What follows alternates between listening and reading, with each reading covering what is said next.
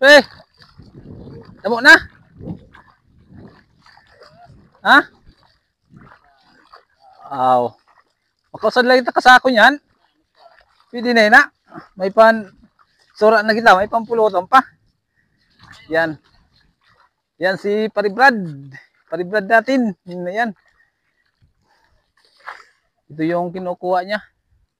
Sasing. O yan, sa mga kumakain ng sasing dyan. O yan. Kaso medyo pahirapan yung pagkuha nito.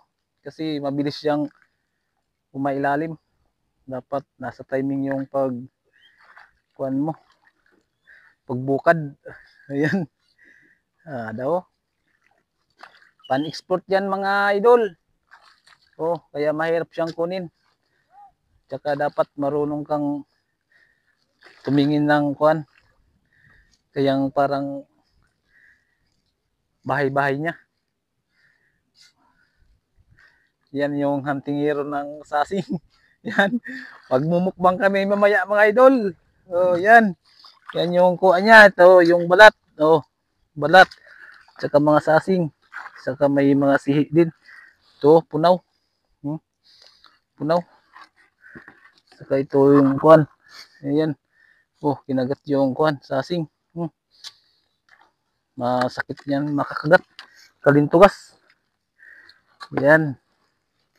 Ito masarap to lagyan ng kuhan. Sausaw sa suka. Yan. Napakatinik ni Paribrad manguha ng sasing Yan. Pakita natin sa kanila pre kung paano yung pagkuha ng kuhan. Yan. Dapat tingnan mo yung kuhan, bahay-bahay niya.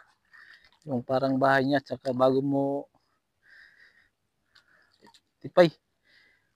Pwede na yan. Kain na yan. Ito tipay mga idol. Ayan. Ayan. Utod. Putol siya. Kaya dapat nasa timing talaga yung kuhan. Pagbungkal. Tsaka tingnan mo muna yung kanyang bahay bago mo bungkalin.